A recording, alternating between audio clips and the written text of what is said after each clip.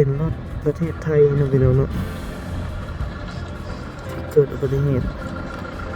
อยู่บ้านนาดี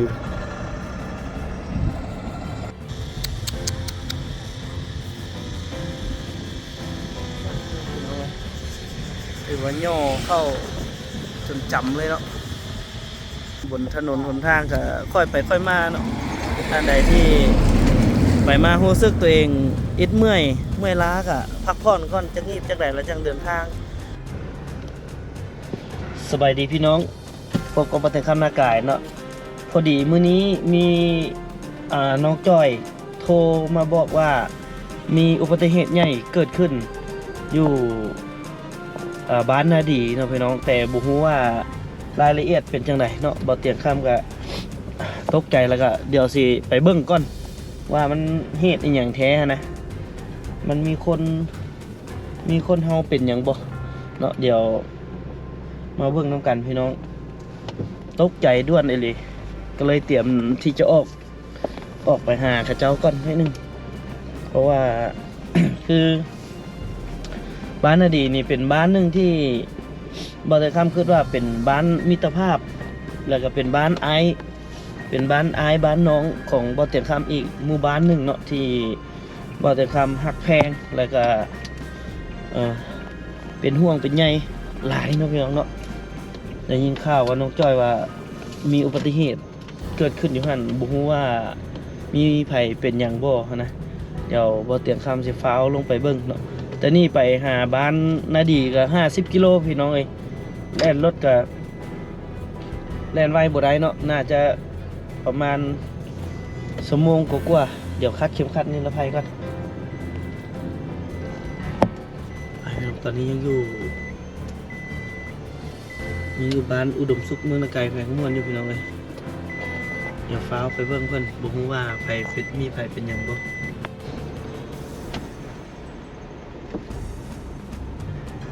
พอเตียงก็บ่ได้อยู่ได้เช้าเลยพี่น้องเอ้ยแต่ละมื้อติดรถบ่ได้หยุดปิ้นเลยไปอยู่ไปซีตลอดอยากสิเฮ็ดจังได๋ได้เนาะพี่น้องเนาะมันชีวิตแต่ละวันเที่ยวไปเที่ยวมาไปสิละเดี๋ยวเขาฟ้าวลงไปบ้านนาดีก่อนพี่น้อง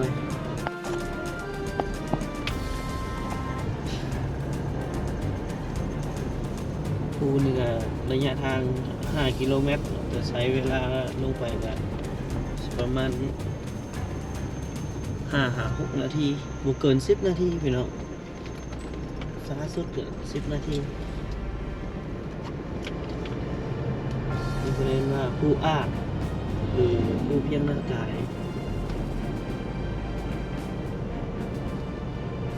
แต่ก่อนเส้นทางตอนประเตียงมาอยู่ใหม่ๆนี่โอ้ยยากแหงพี่น้อย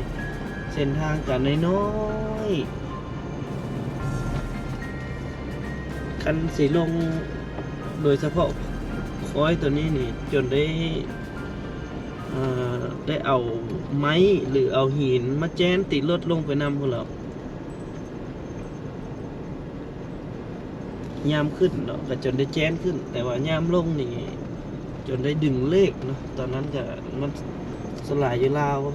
จะใช้รถเอิ้นว่ารถยีนรถมัดรถมีอย่างนะมันเป็นรถของโซเวียตเนาะเครื่องนี่จะฮ้อนได้เติมน้ำตลอดเนาะสมัยนั้นช่วงนั้นตอนบ่เตียงหุ้งความแล้วก็ทางยังยากอยู่แก้ไม้ไปส่งอยู่เวียดไปส่งอยู่นครพนมพี่น้องตะกี้ก็ไม้แปลกอย่างอยู่เมืองละกายเนี่ยส่งข้ามนครพนมจนเบิดล่ะเส้นทางนี่ก็เพิ่นมาปรับปรุงปัวแปลงแล้วก็พัฒนาให้มันดีขึ้นแบบนี้ในช่วงน้ำเทิน2ช่วงโครงการเพิ่นเฮ็ดโครงการน้ำเทิน2เนาะก็บริษัทที่รับเหมาก็แม่นบริษัทอิตาเลียนไทยเนาะ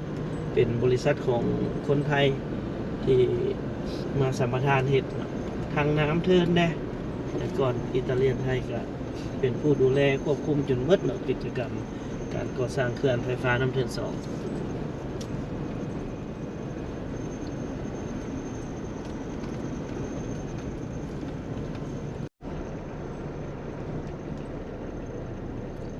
ส เส้นทางเส้นนี้นี่มีธรรมชาติที่สวยงามพี่น้องแต่ว่าอันตรายเนาะเนื่องจากเป็นเส้นทางลักในการขนส่งสินค้าระหว่างประเทศไทยลาวเวียดนามคือจะใช้เส้นทางนี้เป็นเส้นทางลักเลยอุบัติเหตุก็มักเกิดขึ้นพี่น้องอันเนื่องจากหนึ่งแล้วมันความไวได้สองมากับสภาพเส้นทางมันหลายปัจจัยประกอบกันทางโค้งก็หลาย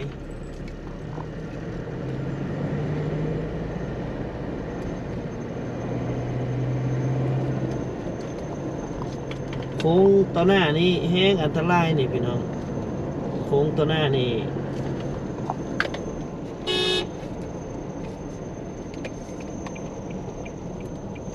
สัตว์เลี้ยงก็หลายต้องระมัดระวังแล่นเส้นทางสัตว์หลาย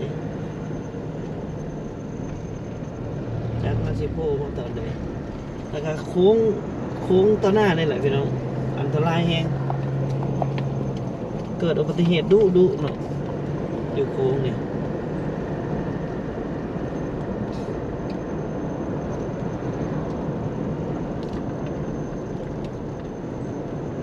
โค้งนี่แหละอุบัติเหตุดุตลอดเกิดขึ้นตลอดเนาะ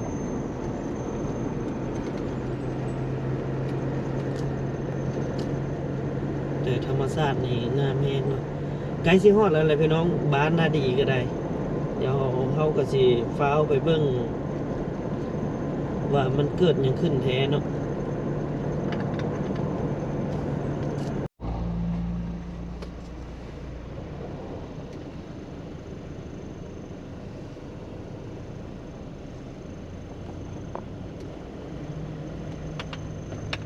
เป็นอย่างนี้รถไถสมพงษ์เขาจังแซงบ่ได้เนาะรถทางหลังติดยาวเลยมีทางหน้าเมื่อกี้นี่มันมีรถใหญ่มาหลาย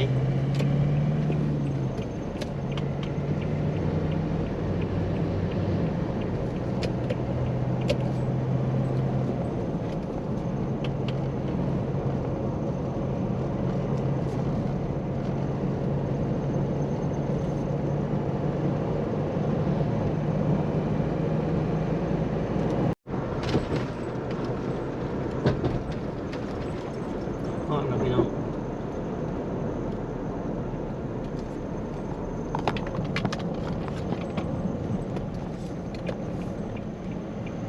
เจ้าหน้าที่เพิ่นมาเต็มไปแล้วเนาะ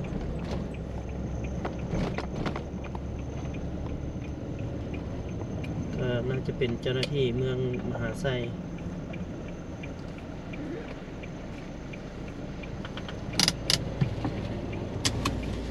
เดี๋ยวลงไปหน่อยหนึ่งไปเบิ่งว่าคนเฮาเป็นหยังบ่ถ้าบ่เป็นหยังก็หายห่วงเนาะ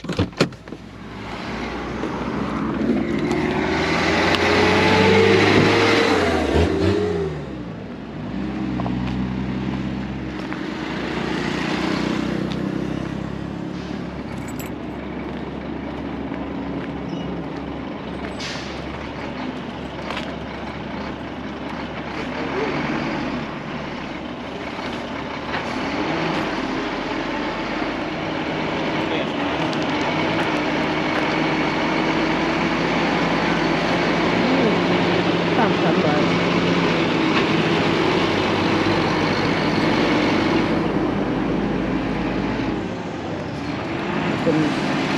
เป็นจอดรถไว้นอกเพราะว่าเพิ่นยังตัดทางไว้อยู่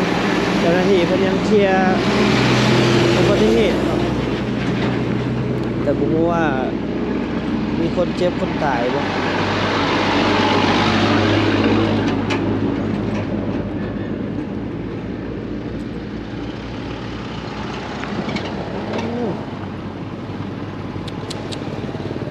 อุบัติเหตุใหญ่สมควรเลยพี่น้องเลย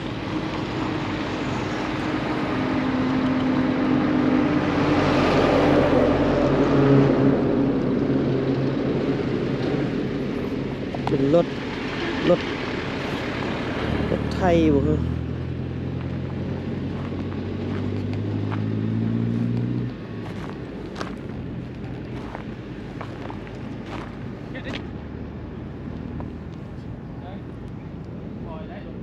บ้านนี้แล้ววันนี้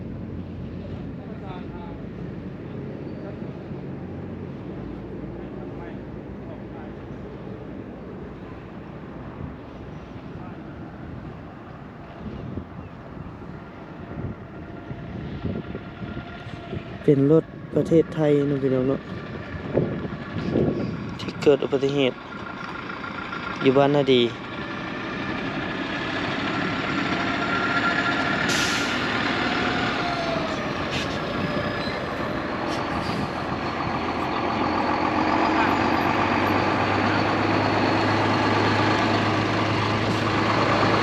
อาจจะเกิดอุบัติเหตุกับ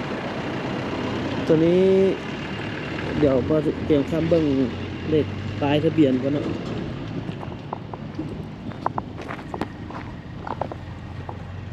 โอ้ต่ำกว่าจนตกฟังเลย นี่บูเห็นป้ายทะเบียน น่าจะเป็นรถแก้น่าจะเป็นรถแก้หิน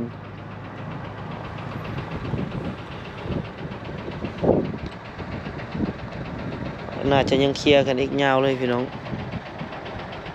ประกันภัยเท่านั้นที่เคลียร์กัน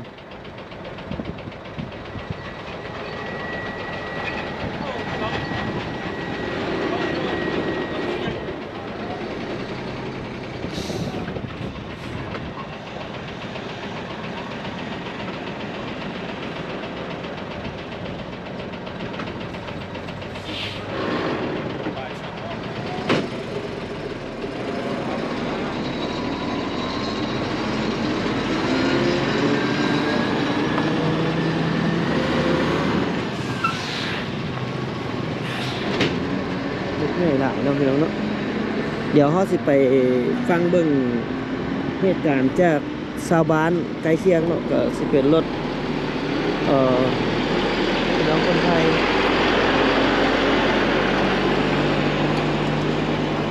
สบายดีไอ้มันเป็นยังไงไอ้โอ้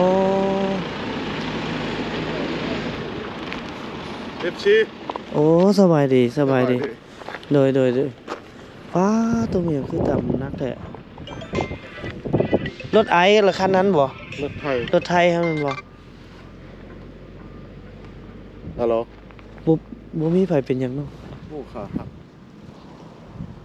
เพื่อไทยขาหักมาจากคนน่ะไอ้รถไทยคนเดียวนะค่อยกับประกันนะประกันภัยเนาะลูกค้าค่อยไปไทยตอนนี้ไปห้องหมอแล้วมั้ยรถเมืองหักมาฮอดตัวนี้รถบริษัทใดนี่โอ้โหเรื่องโอ้โหเด้รถลาวฮอดนี่ติ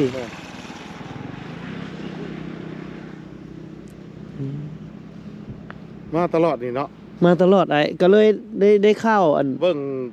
ตั้งแต่เริ่มต้นมาหาสต้อมเบาบ่ตอมสดจ้อยสต้อมสดจ้อยโดยอันนี้ประกันภัยบริษัทเตยนี่ของพิจารแต่ว่าเสื้อเป็นเสื้อของเขาของพิจารเพราะว่าก็มีแผนที่จะเข้าประกันภัยอยู่ในรถนี่ก็เข้านำมั้ยมีบริษัทให้เลือกอยู่ส่วนใหญ่ก็ควบคุมทั่วประเทศเนาะแม่นทั่วประเทศลาวโดยทำแขกอื่นเฮาก็มีพนักงานจะโอเคสวรรค์แต่มีคนทำต่างหากคือแข่งขบวนแล้วครับขบวนหลายครับคือนี่เป็นลูกค้าเวียงจันทน์อันนี้เป็นรถไทยกับรถลาวพี่น้อยตามกันขาฮักเนาะแต่บ่มีไฟเป็นอย่างเนาะคนลาวก็บ่เป็นอย่างเนาะคนลาวแล้วบ่เป็นเนี่ยคนละเบื้องได้คนลาวเนาะมันคนละเบื้องกับเจ้าเบื้องนี้ได้เนาะในการมารับในจะเป็นลงเล่นหลายๆตัวลงเลนเนี่ยมาอยู่เลนเฮามาอยู่เลนคือว่าเห็นนั้น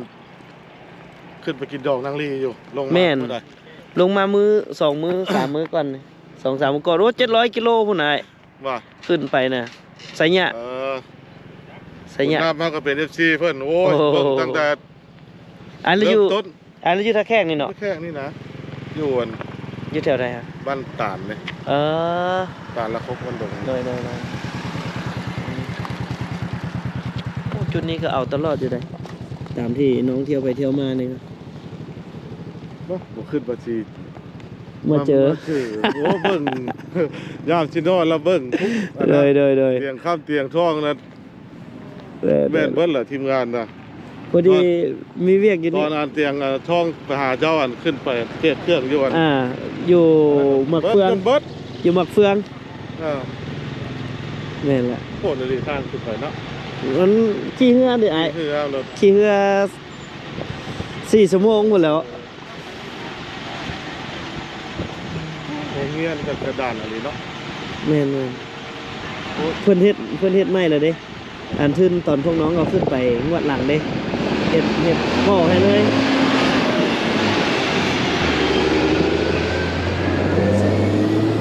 ขาดทุกอย่างเนาะโรงเรียนเนาะ ขาด ขาดทั้งคู่ขาดทั้งอะไรประตู แม่น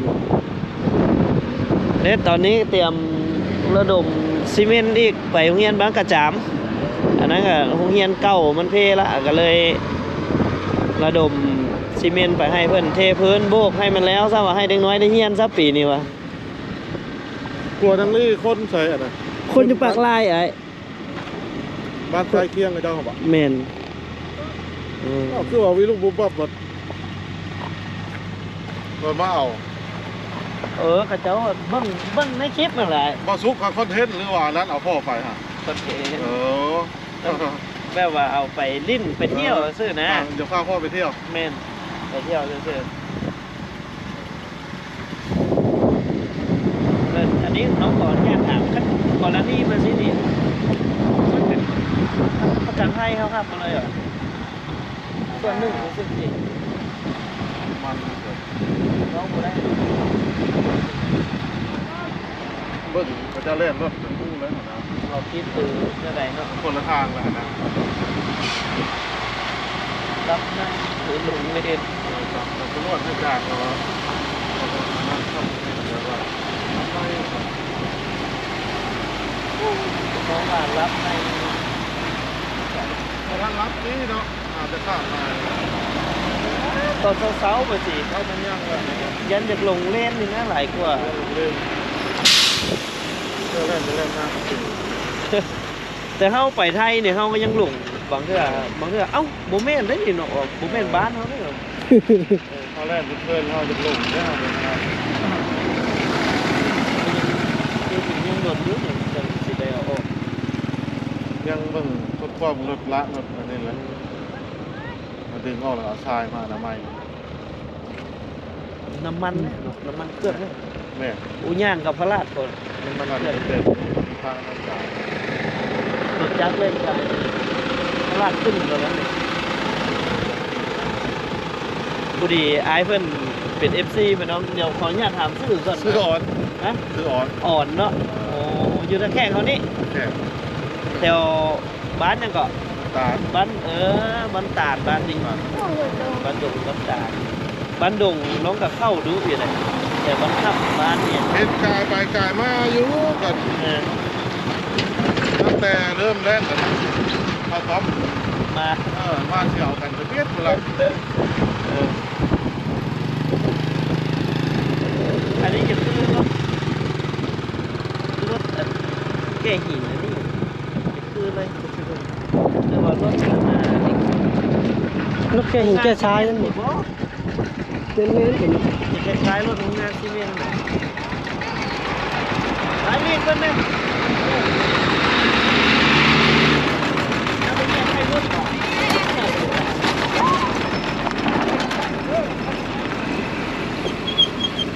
เดี๋ยวน้องเข้าไปง่ายกว่าไอ้เด้อไปกันพอดีเห็นนี่ก็เป็นห่วงสำคัญก็เป็นห่วงคนนั่นแหละ เที่ยวก็ถูกบอก ตาบอด มาแล้วนอนบอก บอกครับ ครับ ไปเดี๋ยวเข้าไปในบ้านนาดีก่อนเท ตากล้องถือให้ชั่วคราว สบายดี เออ โดยออกมาหาคนใน ฮะไผ อันผู้ที่เฮ็ดเฮือนม้างเฮือนน้ำเดียวแหละแต่ว่าก็จะบอกให้เอามาน้ำแบบว่าไปโยเช่ามันบ่แพ้นะ ม้างแล้วบ่ โดยม้างแล้ว ม้างออกบ่ละ แม่นยังบ่แล้วแต่ก็ยังบ่แล้ว เดี๋ยวไปหาก็ต้องอยู่ศาลานี่บ่รู้ว่าจังได๋ ได้เด้อเอากลับ โดย มากเพชรเยอะอันนี้ค่ะ ลองเบิ่ง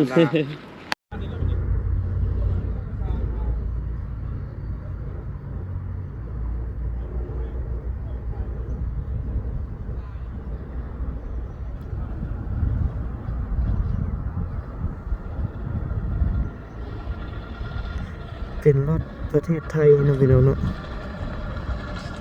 ที่เกิดอุบัติเหตุอยู่บ้านนาดีไอ้พอดีว่าเสียนคนโทรมาเมื่อกี้นี่ว่าจะให้เอาคนเสียให้เอาเครื่องไอ้คนไทยเนี่ยจะให้เอาไปไว้อยู่เมืองคนไทยเมืองบอกพร้อมบอกเป็นฝากจะต้าเครื่องนะอยากให้เบิ่งนำบอกว่า คนจับเขาเสียรถเขาเพียรเลย โอ้บอกแล้วเครื่องเป็นประเภทเครื่องอันนี้นะเครื่องนุ่งเรานี่นะ โอ้โหที่งานเขาจะเพียรก็ เราโทรมาเมื่อกี้เนี่ยอันน่ะโทรหาเพื่อนเมื่อกี้นี่เพื่อนเราว่าฝากเครื่องนุ่งเราเนี่ยแม่นบอกบูฮูแต่ว่า เราบอต้อมเอาไปส่ง โอ้ ฝั่งไทย ก็ไหนๆก็ได้ครับกันว่า มีแต่เครื่องเรานี่นะ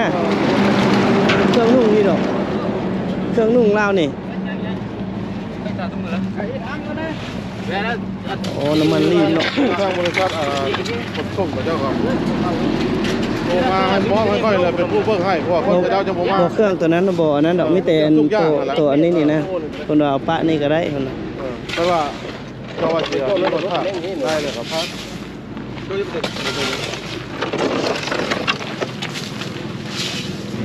ตัวนี้บอกเท่าแต่ตัวนี้บอกเครื่องเราอืม เครื่อง เอาตัวน้ำมันเนาะ นุ่มเครื่องยู่เครื่องกิน ตัวนี้เนาะเครื่องเพิ่นเลย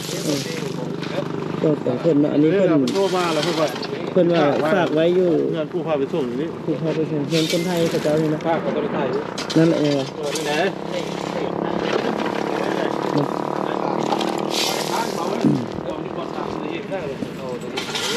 บอกคันบริษัทเขาเจ้าซื้อมาเอาอ่ะเดี๋ยวโทรหาเพิ่นอีกคน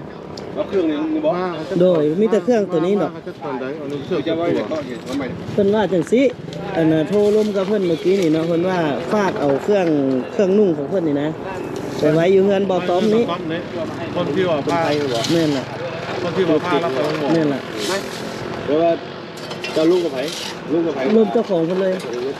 บ่เจ้าของเพิ่นเลยผู้เจ็บเหรอ ของเครื่องก็ลงเลย โดยผู้เจ็บนั่นแหละ เพื่อ ผู้อันคาฮักนั่นแหละ ลุงเนาะลุง รวมแล้วเพิ่นว่าอันหาเอาไปไว้อยู่หั่นแด้ว่าซี่นะแต่มันบ่มีสัญญาณนี่นะคันมีสัญญาณนี่สิโทรหาเพิ่นอีก เอาแล้วนี่เนาะนี่เด้เจ้าอยู่พุ่นนะ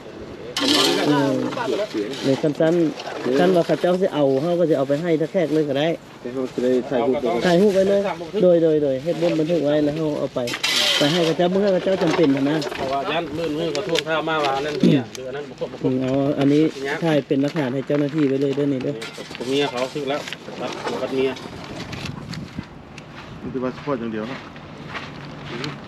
พาสปอร์ตทั้งสองเล่มเลยบ่อยส่งพ่อเมียเนาะมันมีสัญญาณอยู่ในนี่บ่ของเจ้ามีบ่ นี่เกือบ6,000เลยย่างไปย่างมาได้ยัง ตัวอีเลยนี่ละเก่านี่ จักรรถ ของรถ ค่อย ตัว สี่ทีด้วยไทย บ่มันแซ่ให้ได้บ่แซ่ให้ได้บ่สิลมกับเพิ่นเลย ให้ได้ยินนำกันหั่นนะ เอาโบชื่อรหัสนะ สแกนได้ติ เรื่องยันมาเพื่อ เอาประเทศใดเปิดอันนั้นแล้ว เปิดฮอตเนาะ ฮอตสปอร์ตหันแล้ว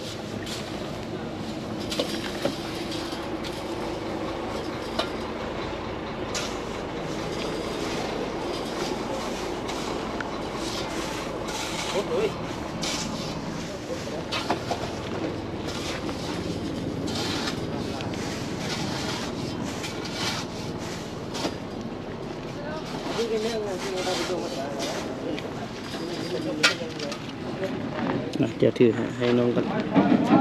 919ตัวนั้นแหละ เบอร์โทร ใช้บลูทูธ นี่ฮะสิมอบให้ทั้งเดี๋ยวนี้แหละคือเพิ่นคนนี้แหละเพิ่นได้ร่วมกับ น้องซื้อเจ้าของรถนี้ผู้บาดเจ็บนี่ มาในนี้มาเวียนตัด เดี๋ยวสิโทรหาเพิ่นอีก91อย่างก็ ไว้อยู่ ศูนย์ เพื่อน สี่โตแล้วแปด ผู้ขี่รถเก่งคนไทยฮะ แล้ว8บ่ บนที่ว่าพาผู้เจ็บไปโรงหมอฮะพันเดชมันตั้งสิทธิ์จำรถ เวลาผ่านอะไรนี้ เดี๋ยวโทรหาเพิ่นเลย แม่นบ่ผู้ขับขี่บ่ มันจะง่าย หน้าบ่จะคือเด้อเฮาก็ว่าแม่นอ้วนนุ่มกว่านี้เป็นตัวเนาะจะเบิ่งดูหน้าคือเดียวเพราะว่าบ่คือเดียว เนาะ หน้าก็ว่านุ่มกว่านี้บนผู้ชิปมาเนาะ บอกคือ เดี๋ยวคือว่าโอ้โหก่อน สบายดี โดนในพาสปอร์ตเนี่ยมันได้ถ่ายจาก ไป ปี ก่อนกับตัวจริง ในส่วนขมส่วนส้มก่อน คุณธรรมดาโอ้ง่ายดำฟ้า อ๋อเบิ่งคือ เข้ามา นี่มันเท่ากับตัวจริงจริงไป ว่ามันถ่ายเฮ็ดพาสปอร์ตเนี่ยบันทึกแต่มือเฮ็ดอยู่ มันน่าจะโดนเติมแล้วเนาะ แล้วตัวธรรมดาก็นุ่มหนัว 5 ปี5บ่10ผู้ใด10 ปีได้พาสปอร์ตน่ะ ก็คือคนนี้เอาบ้างนั่นนี่ซื้อได้แต่ซื้อคนทำสิ่งส่วนส้ม คือยุคมองกัน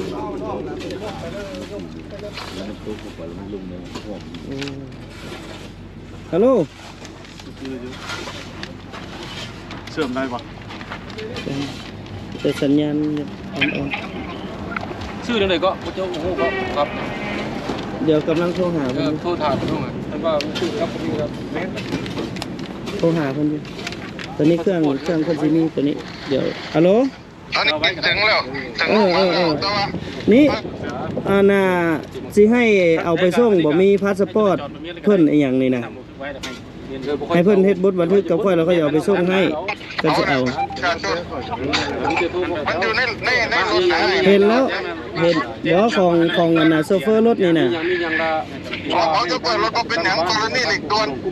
เอาแต่บัตรประชาชน ตอนนี้เห็นอยู่บัตรอันน่ะพาสปอร์ตเพิ่นน่ะนะจะอยู่น้ำเจ้าหน้าที่นี่ล่ะคันบ่เอาก็มอบให้เจ้าหน้าที่เลยเครื่องนี่ก็มันสิมีบริษัทอันเพิ่นมาแต่บ่ฮู้ว่าตอนใดนะ ที่ไหนก็ เสี่ยวปี ยังลงมาเรียนครับ คนอื่นไปนะที่ไหนเอามา เฮ็ดได้ไหน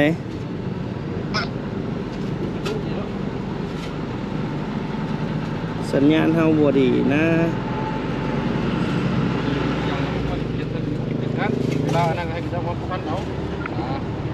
อย่างนั้นแหละไปเลยว่าตรงนี้อันนี้มันตัวใดสำคัญนั่นแห แล้ ละ วเครื่องดื่ มี ม แต่ของกิน นี่ เอา ล่ะ เบิ่งน้ำกัน พี่เราเอาลงไม้ลาวรถกันมาหน่อยเอามาหน่อยเครื่องมีแต่ของดื่ม นี่เป็นเครื่องดื่ม กินกระเจ้า ของกินเขาน่ะ เบิ่งเรื่องมีเงินมีคำเด้ ถึงคำโบนัสสำคัญนะตัวนี้กับโบนัสบัดนี้อันนี้ถึงจะกดเดียวได้เนี่ยอันนี้ใครเบิ่งจังเลย เว้นพวกนี้ จะเบิ่งไง เบิ่งนี่ เป็นหยัง กดเบิ่งสิจะกดเลยถ่ายกันนะ ไอ้จับเลยเอาถ่ายอยู่ดอก ถ่ายกัน มันเดือดละเด้ เครื่องนั่นนี่ โอ้ดี โอ้โหนี่นะเรื่องเครื่อง โอ้มีคนมีฮาร์โมเนีย ทีมที่ ฮาร์โมเนียคืออันแท็กแมทบอกเลยเนาะ นี่ยังอันนี้กระเป๋าอันนี้เบิ่งดู เอาเลยก่อนเอาเลยใส่รถได้ โส มูวีระเบิดดิ กับไฟ ทำเด้ ตึง เดี๋ยว ตึง บนรถกระ ใหญ่ เป๋าตัวกระเป๋าแล้วสำคัญนะเดี๋ยวมาเบิ่งแล้วมีสัง โอ้อย่างนี้ ของฝาก ป้า เป็นกั๊กเอามึงดู ก็มีแต่ ของไม่จัดไม่หอม จำไม่หอม ไม่จัดไม่หอมไม่ฮะ บูชาเครื่องบูชามันที่ มีแต่พวกเจ้าเซ็กพวกเราเงินคำหรือว่าเจ้าไปเบิดแล้วบ่ตัวนั้นแหละสำคัญนะ หรือ หรือว่ายังตกค้างบ่ นั่นเพราะว่าเจ้าประชาหาเราได้เด้เราต้อมมันกัน คันว่าตัวใด เรื่องน้ำกันตัวนี้เลยแหละคันบุมมีตัวใดเราก็ว่าน้ำกันบุมีเงินบุมีคำ ย ตัวนี้ดิ นี่ละเราอีตรงนี้เลยเจียนี่ว่องๆ เนี่ยมีแต่เครื่องนี่สิ ใช้ว่าบุตรตึกเก็บรักษาเครื่องของกลาง ไข่หูเครื่องนี่ จะเครื่องรักษาเนาะของไร เครื่องรถนี่กดมันข้างบ่ล่ะบ่ แล้วคอยสิกลับมาละกลับกับเพิ่นแต่ว่าให้คอยบ่ได้ไปฟังไทยดอกบ่ได้ไปฟังไทยดอกเดี๋ยวมันนี่ชิปปิ้งฟังไทยเขามารับไปต่อ เสียค่ามันบ่ คันซันกับ พระ ถ้าเจ้ามา นี่ก็บ่ซอย ก่ เนาะ อนเด้อเพราะว่าไปไว้เฮือนเจ้าหั่นนะ มีพระบ่ซอย ถ้าเจ้ามาก่อนแล้วจัง ซอยได้สำนัก มาเบิ่งน้ำกันมาเบิ่งน้ำกันจังเอาเมื่อเอา ผ่าน ทา ล้ ง อ บ่นะก็ให้ทางบริษัทเพิ่นเลยซะมันสิยากให้เจ้าหั่นนะ ตัวนี้ เบิ่งน้ำกันแล้วก็ให้บริษัท ทำในยันนั่นทำนี่นะ เดี๋ยวเอิ้นก็บ่นั่นเนาะ นี่เป็นเรื่องเป็นเรื่องผักรุ่นกัน เป็นสำคัญนั่นละ ไม่ได้จังอย่างมากระทุน ติ๊กก็มีโอ้ อย่างกระทุน เวลาไปยิงอยู่เนาะ เป็นยิ่งกว่า ยิงกระปอมน่าจะเป็น กองประเภทใหม่บ่ บ่กองกองอันนั้นกองติดหน้ารถอันตามเบิ่งได้ ฮุบกองอยู่ของโมโหว่ามันยังอยู่ไหน นี่เป็นเก้าดิหรือเป็นไม้นะหากระใส่นะ ดอกไข่ กองไฟก็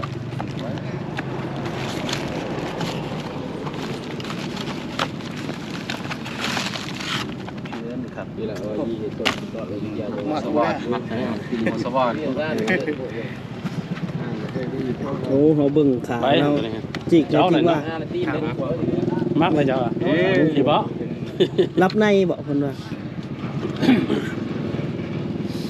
รับในจะข้ามเลนแล้วเท่านั้นเขา ก็หลายอย่างอยู่เตอเลนฝั่งนี้นี่ คิดว่าอยู่ไทย ก็คือว่าขับมาคักขนาดนี้เนาะ คิดว่าลงว่าเยอะที่จุดไทยนะเขาไปเลย คนเนาะ ลาย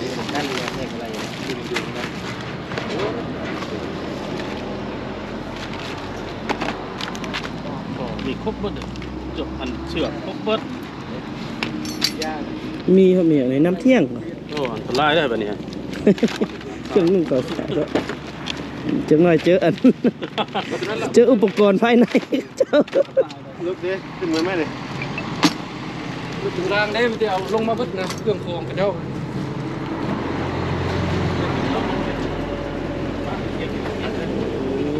เลี้ยงนะมีไหมรถนะ เอานี้ในว่าไว้ได้ นวลใหญ่ไหมใหญ่ขึ้นจะทำประกันภัยหรือขึ้นไปลงมาดูตัวใดเนี่ย ก็ถือว่ามื้อนี้ก็เป็นประโยชน์ให้หลายฝ่ายเลยเนาะพี่น้องมาเก็บภาพไว้ก็ได้ก็ไว้เป็นหลักฐานในเจ้าหน้าที่พร้อมทั้งกระเป๋า เนาะไอ้ไม่ได้ขึ้นลงมาลงได้รถบอกเขาใส่ช้านะลงมาบนรถ ดีฟู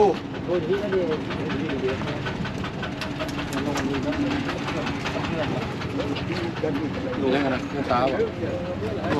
จะเป็นน็อตเป็นน็อต มีแต่ปะนี่แหละ เราจะมาขวด สิบอกบ่ต้อมตึมบ่ให้เอาเมื่อดอก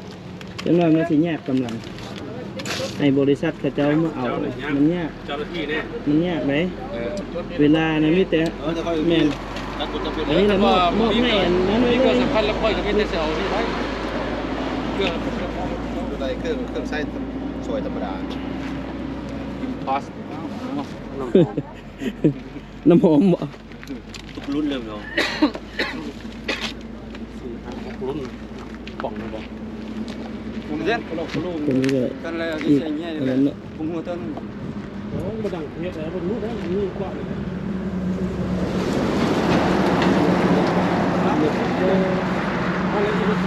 ก็สิต่ำนี่มาแล้วมันจนฟุ้งไปขึ้นเลยฟุ้งตกเลย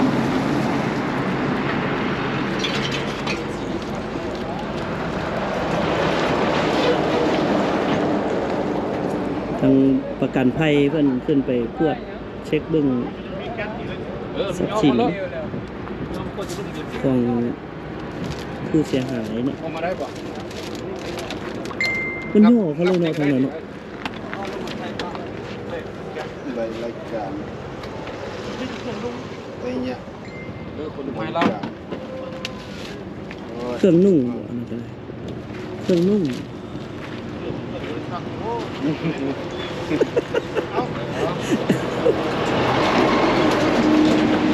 โอ้ย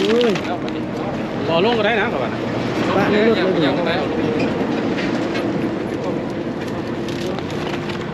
แตกหมดเลย เด็ดมีดมาแค่เอา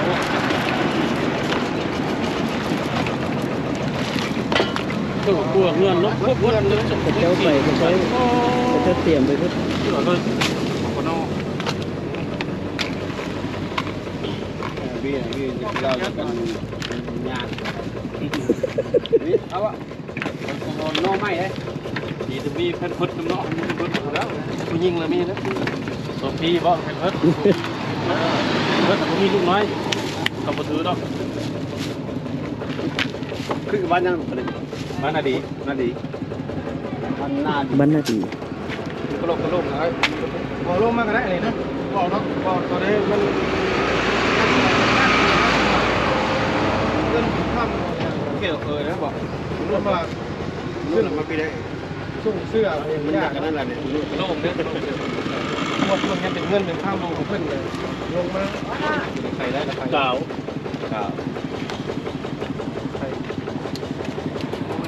ก็ปีดีอ่ะ ระยะจะเป็นค่ำระยะบนค่ำจะมีค่ำ เรือถึงยังห่มอยู่เป็นจะร่วง มันหนีบขาขวาแล้วเนาะ แต่เอาคนเบิดแล้วจังทูเซ็กว่าเครื่องถือว่าเอาไปเบิดระเบิดอย่างนั้น อืม เครื่องแบบมันมีค่านะเป็นเป็นค่ำอย่างนั้นเลยตัวสำคัญ โทรหาเราเมื่อกี้นี่หั่นเรายังล้มบ่ได้ปานใดเนาะยังเจ็บแฮงอยู่ เมียเด้ นั่นแหละ เมียก็มาป่ะเมียมานำ บ่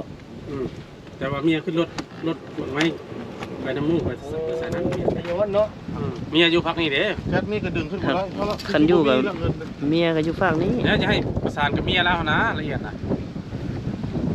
เมียเราไปน้ำไผ่กันเรามีรถบางไม้จอดยัน2 คันเลยทีนี้เราก็ไปฮัทว่าไม่ได้ทางประตูเล่าไปแล้วทางประตูเล่าให้เขาถามว่า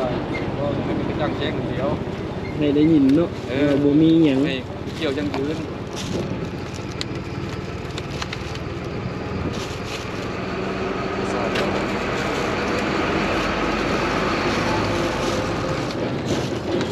สัญญาณ ผมเข้าแล้วอันนี้ไปน้ำรถถึงละ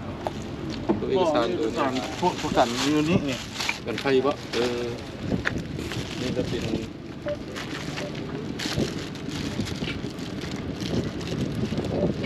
พันเดนได้ยังไง นี่ประกันอยู่ไทยซื้อที่ปัญญา กันบ่มันเศษแก้วบ่ เรื่องอะไรห่ม เลือดลงครับ โอ้เลือดในขาใช่ว่ายังโอ้ เป็นยังไงนะจุกลวกอยู่ เจ้าหน้าที่เพิ่นกำลังเช็คเครื่องของที่คนเจ็บเพิ่นตาไว้เนาะ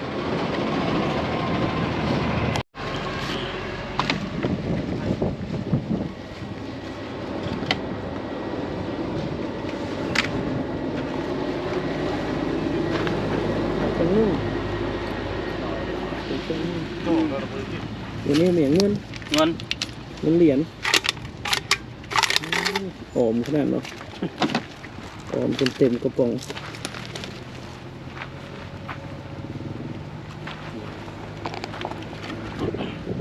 มันจะได้ประกันเล่า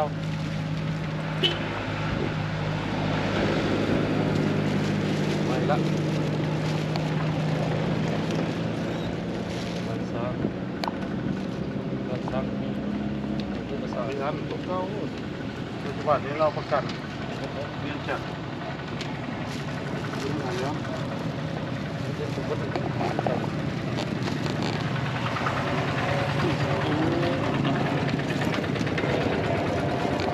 ใช้ปิดใช้อยู่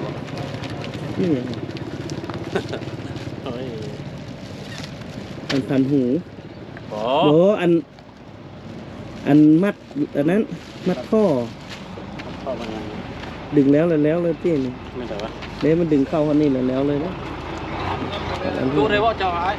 โทรบ่ได้ซำเลยนี่ ฮะ เดี๋ยวเขาโทรเบิ่งใหม่ก่อน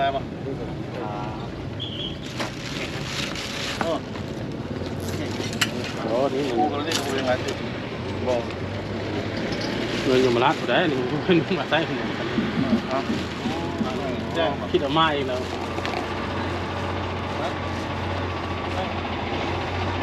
สามารถที่แจ้งคน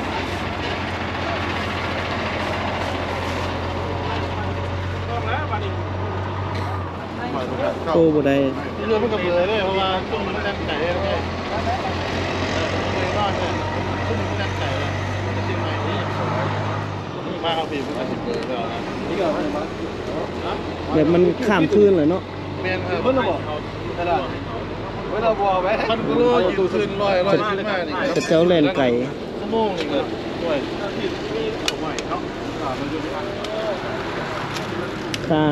ขาขึ้นฮัก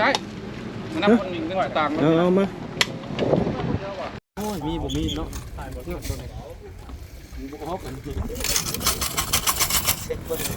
เครื่อง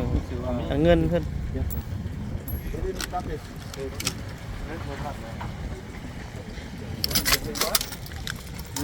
โอ้ยยุ่งผมนับเรียนกัน พอสิฮดร้อยดิพิษเอาเป็นโล ครึ่งรถ นับไปยังนับไปยัง อ้าวนับแล้วมีกระเดยเป็นกันเกินคืนมีเยอะที่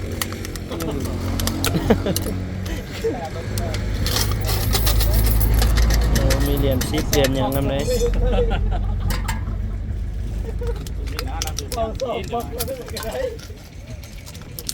อันนั้นนับหนึ่งเดียว คนมีอายุไปรถไฟเลยครับเนี่ย ฮะ รถไฟนึกหน่อยไม่รู้ลืมมา แก่คนแล้ว คน คนมีอายุแล้ว น่าจะ40เนาะระดับ40 ไปหมดแล้วแต่บัตรอันนี้ขัดบอดหนึ่ง บัตรพาสปอร์ตก็มี นี่เราแก้มันไปเนี่ยมาทายกันไป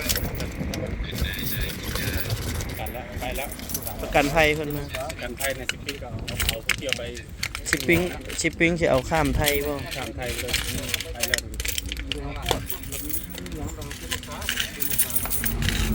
รายการรายการ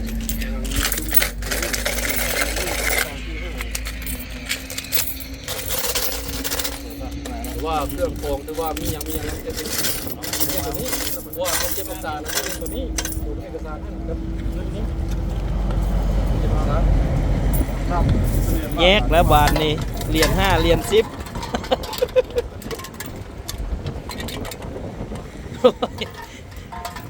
ซื้อนะ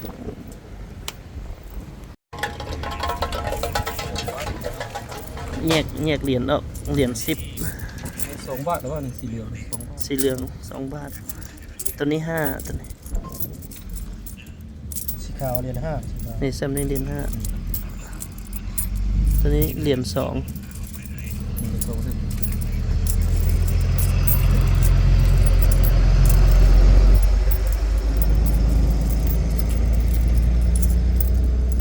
ไปไทยมาแล้วเบิดเฮาอันนี้ลูกเฮาลิ้นมันมัก บ้านเจ้าฮะ อุดมสุข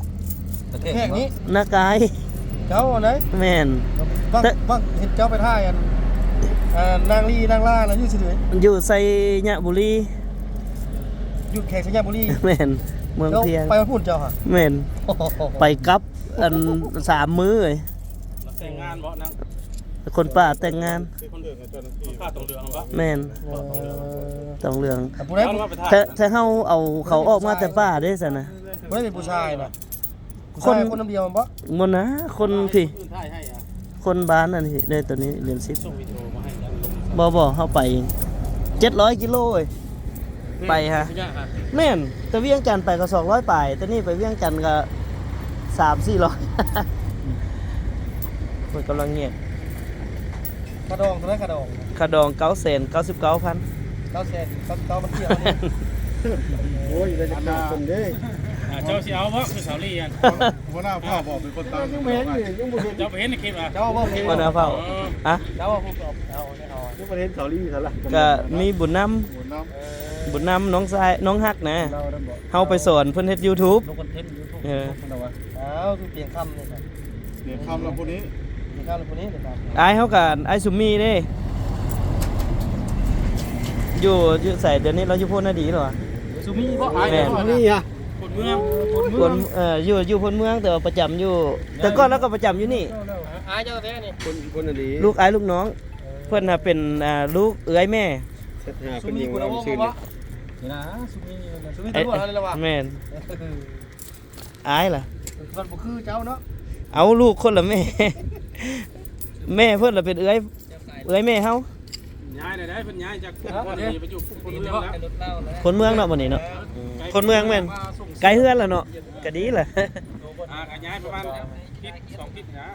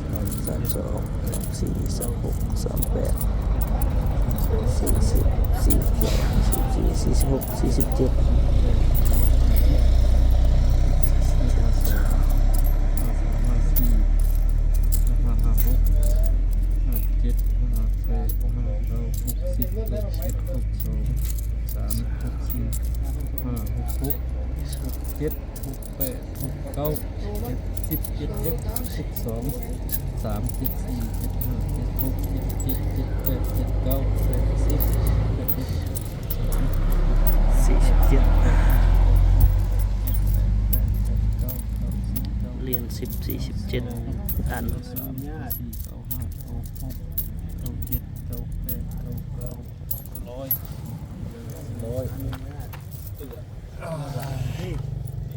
เฮ็ดเป็นกองแล้วตัวนี้47ตัวนั้น74บ่เหรียญ5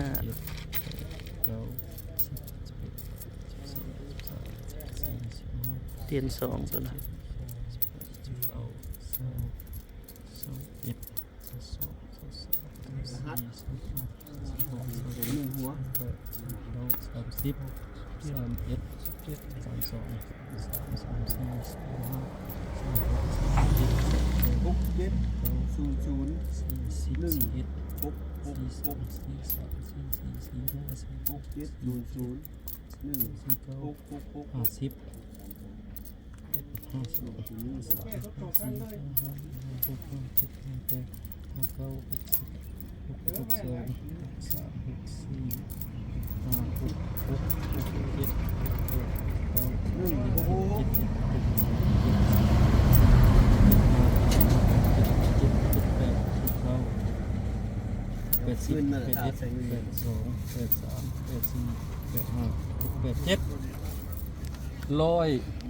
187 เหรียญ เดี๋ยวจดไว้ก่อน 1 บาทนะ187เหรียญ รวมเลยเป็นไงเฮ้ย เดี๋ยวแยกก่อนว่าเหรียญบาทเท่าใดเหรียญอันนี้เท่าใด 187แม่นเลยเนาะ แม่187 เหรียญ1 บาท อันนี้47ตัวนั้น เหรียญ1 บาท187เหรียญเหรียญ เงินเหรียญบาท1 บาท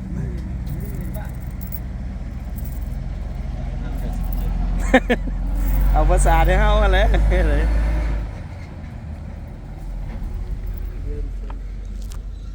เหรียญ2ตัวนี้ 187ตัวบน1 บาท เหรียญ2 บาทบัดนี้เฮา 187 บาท 187 บาท 100 แม่นแล้ว เป็นรวมเป็นอะไร รวมเป็นมูลค่ากัน187 บาท ง่ายกว่ามันสิไปโดนเหรียญเป็นเบอร์นี่แหละ187 บาท เหรียญ1 บาท100 7บ่187 บาท เหรียญ เหรียญ2 บาทบัดนี้ รวมเป็น100เฮารวมทั้งหมด แล้วก็17 34 บาท เหรียญเท่านั้นเหรียญเท่านั้น เหรียญ2 บาท บาท เหรียญ2มัน ส่วนว่าเป็น4 บาท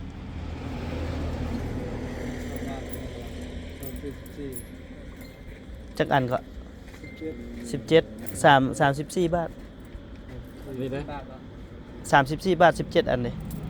274 จะเป็นเรียนมั้ยยังจะเป็นเรียนแล้วใส่เรื่องเรียนเนี่ย จำนวนก็17นั่นบ่17เหรียญเป็นมูลค่าก็คูณไปเลยละคูณ2ล่ะ นะ17เหรียญ ลงทั้งหมดเฉพาะจะเรียนด้วย เฉพาะเหรียญนะ มูลค่าก็34 บาทเลย บ่ใช่นะ17เหรียญแล้วพ่อเหรียญ2 บาท เหรียญ2 บาทมี17 อัน 7เหรียญแล้วพ่อละ เนาะ นะ เหรียญ5บัดนี้74 เท่าไหร่เฮ้ยเรียน2 บาทนะ 7เหรียญ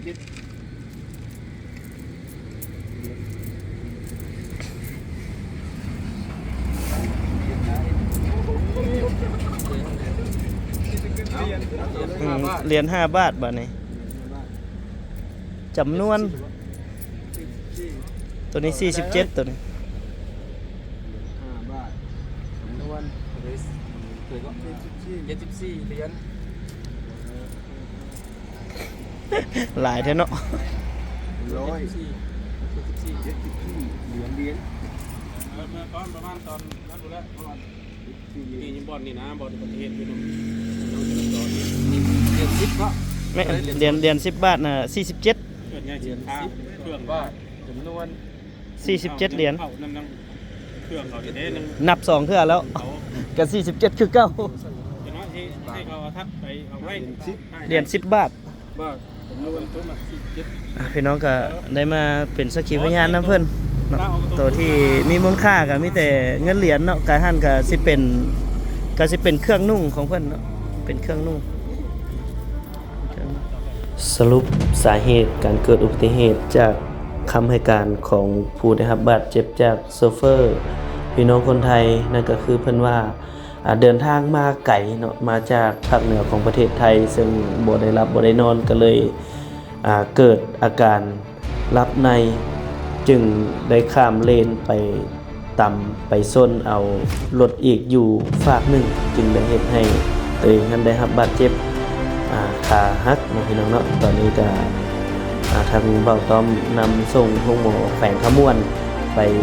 เย็บบาดแผลอยู่โรงหมอแขวงขมวนในปัจจุบันนี้ก็ผู้เกี่ยวได้ถูกส่งตัวข้ามไปยังประเทศไทยไปจังหวัดนครพนมไปปิ่นปัวอยู่โรงพยาบาลจังหวัดนครพนมเป็นที่เรียบร้อยเนาะพี่น้องเนาะก็สรุปแล้วในเหตุการณ์อุบัติเหตุใหญ่ในครั้งนี้ก็บ่มีผู้เสียชีวิตเนาะก็มีแต่ผู้ได้รับบาดเจ็บหนักคนหนึ่งนั่นก็คือโซเฟอร์พี่น้องฝั่งไทยเนาะได้รับบาดเจ็บแต่ก็ได้รับการช่วยเหลืออย่างปลอดภัยเป็นที่เรียบร้อยเนาะก็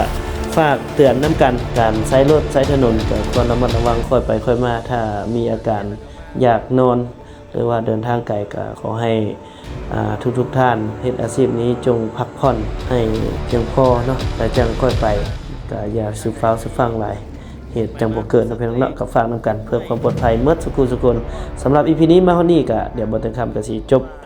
คลิปไว้เพียงแต่ซ้ำนี้ก่อนเลยเนาะพี่น้องเนาะเอาไว้โอกาสหน้ามีเรื่องราวดีๆจังใดบ่ถึงคำจังเอามาเล่าปันพี่ปันน้องฟังสำหรับ EP นี้ขอเข้าว่าสบายดีเฮามีสติแล้วอุบัติเหตุก็บ่เกิดขึ้นเนาะถ้าเฮาขาดสติเพียงคนเดียวก็สิก่อให้เกิดอุบัติเหตุให้กับเพื่อนร่วมถนนเนาะก็ฝากเป็นคติเตือนใจนำพี่น้องเบิดสุขุสุคนเลย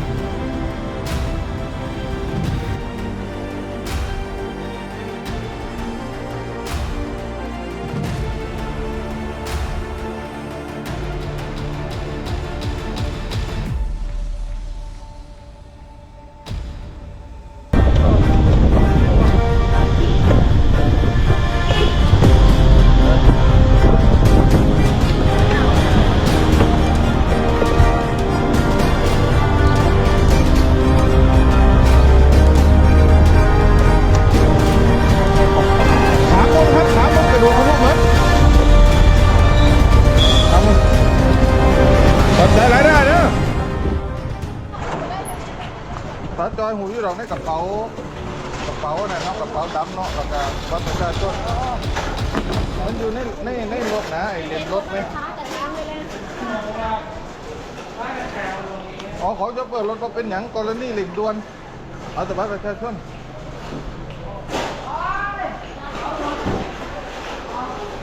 แล้วถามเพิ่นก่อนเดี๋ยวคอยจะไปถามก่อนว่าเขาจะขอเพิ่นเอาไว้ใส่ ก่อยกับจีบระลวดอ่ะพี่น้องตอนนี้กะแกเอาเมื่อใส่ปอบตำรวจ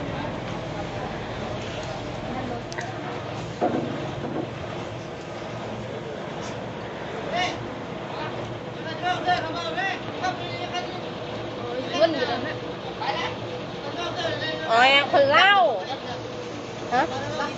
แกไปคนตำรวจกับเมื่อปอมตำรวจไปแล้ว